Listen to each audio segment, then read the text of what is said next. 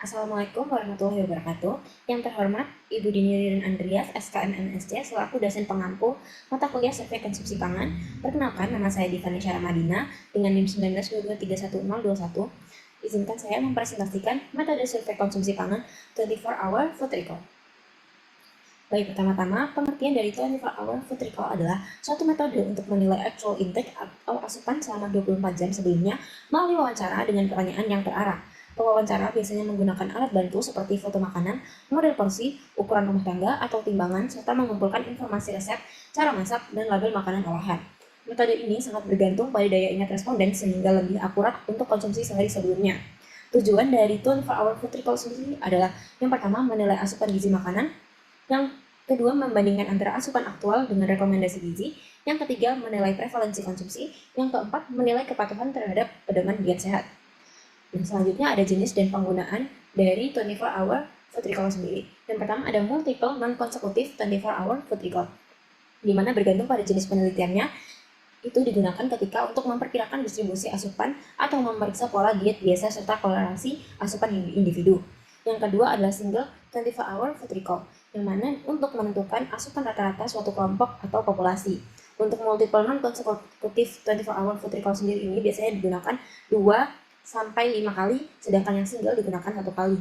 Sedangkan jumlah sampel dalam 24-hour food recall sendiri itu dibutuhkan minimal 50 responden dengan masing-masing 2 kali 24-hour food recall. Nah, di sini merupakan prosedur dari 24-hour food recall sendiri menggunakan multiple pass approach, di mana ada tahapan quick list, yaitu membuat daftar ringkas makanan minuman dan yang dikonsumsi. Yang kedua ada forgotten foods, di mana pada tahapan ini menanyakan secara spesifik tentang makanan atau minuman yang sering terlupakan. Yang ketiga ada time and occasion, di mana ini ditanyakan kapan waktu mengonsumsi makanan atau minuman tersebut. Yang keempat ada detail cycle, di mana ditanyakan detail-detail seperti cara pengolahannya, estimasi berat, dan lain-lain. Yang kelima ada final prop, di mana ini melakukan review dari semua jawaban responden. Selanjutnya ini merupakan contoh instrumen untuk 24-hour food recall.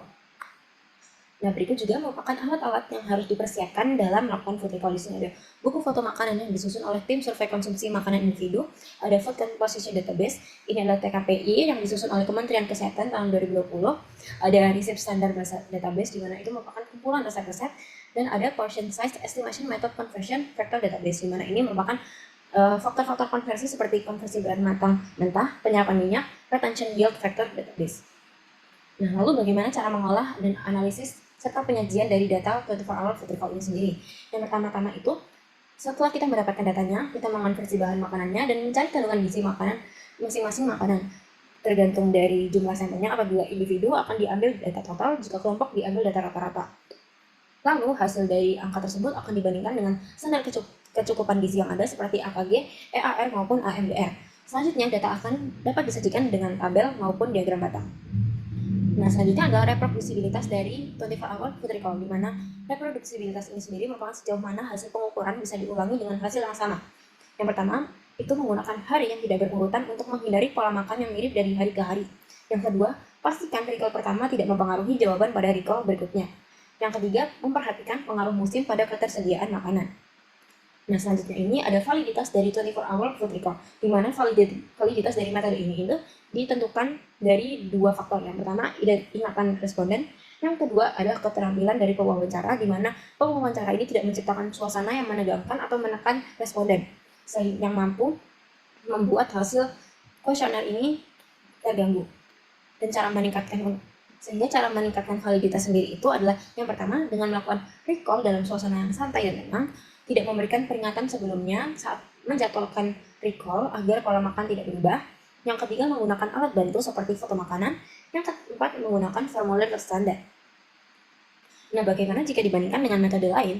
24-hour recall memiliki validitas yang lebih tinggi dibandingkan metode yang lain. Hal ini disebabkan karena penilaian asupan makanan yang dimiliki adalah dengan jangka pendek, yaitu 24 jam terakhir. Metode ini mencatat detail makanan, minuman, cara masak, bahan tambahan, dan waktu konsumsi sehingga lebih akurat dalam memperkirakan energi dan zat gizi. Salah satu penelitian oleh Bailey tahun 2021 membandingkan 24-hour food recall dengan FFQ dan menunjukkan bahwa 24-hour food recall ini lebih akurat karena FFQ sendiri ini bergantung pada ingatan jangka panjang dan cenderung bias dalam mengukur jumlah absolut. Nah, lalu apa saja kekurangan dan kelebihan dari 24 food recall ini? Yang pertama ada kekurangan di mana 24 hour food recall ini membutuhkan lebih dari 1 hari recall agar dapat mempresentasikan habitual intake pada individu. Yang kedua, kekurangan adalah 24 hour food recall ini bergantung kepada ingatan responden. Yang ketiga, 24 hour food recall ini membutuhkan MMR terapi yang memiliki pengetahuan cukup mengenai pola makan, resep makanan lokal, dan cara pengolahan makanan di lokasi pengambilan data. Yang keempat, risiko terjadi recall bias di mana responden ini tidak melaporkan makanan atau minuman yang tertentu yang ia konsumsi. Sedangkan kelebihan dari 24 hour food recall ini sendiri adalah mampu menilai usual intake pada populasi yang besar, mampu menangkap berbagai informasi seperti pola makan, cara pengolahan makanan, dan lain-lain. Yang ketiga ada relatif murah dan cepat. Yang keempat ada mengingat asupan makanan dalam 24 jam terakhirnya tidak terlalu memberatkan responden, sehingga akurasi dan respondennya cukup baik. Yang kelima, tidak bergantung pada tingkat literasi responden. Baik, selanjutnya adalah potensi bias dan strategi mengurangi bias. Yang pertama ada memory failure, di mana ini adalah kesalahan responden dalam mengingat makanan yang ia konsumsi sebelumnya, sehingga strategi yang dapat mengurangi hal ini adalah dengan melakukan multiple pass approach yang telah saya jelaskan di awal dan memperpendek interval retensi. Yang kedua adalah social desirability bias, di mana ini adalah kecenderungan responden untuk menjawab pertanyaan dengan cara yang dianggap sebagai jawaban yang dapat diterima secara sosial, di mana terdapat dua kecenderungan yaitu underreporting dan overreporting. Underreporting sendiri ini melaporkan lebih sedikit makanan atau perilaku yang dianggap tidak sehat, dan overreporting sendiri merupakan melaporkan berlebihan makanan atau perilaku yang dianggap sehat. Sehingga strategi untuk mengatasinya adalah dengan menjaga sikap objektif, netralitas, dan tidak menghakimi responden. Yang ketiga sendiri ada difficulty estimating food amounts, di mana ini adalah kesusahan dalam mengestimasi jumlah makanan, sehingga cara mengatasinya adalah dengan menggunakan alat bantu seperti buku foto makanan atau food model. Yang keempat sendiri ada measurement reactivity, di mana ini terjadi ketika perilaku seseorang ini berubah karena sadar akan sedang diukur dan diminta mencatat makanannya, sehingga cara peminimalisirnya adalah dengan mengumpulkan data tanpa jadwal. Berikut merupakan daftar pustaka yang saya gunakan. Sekian dari saya, mohon maaf apabila terdapat salah kata. Wassalamualaikum warahmatullahi wabarakatuh.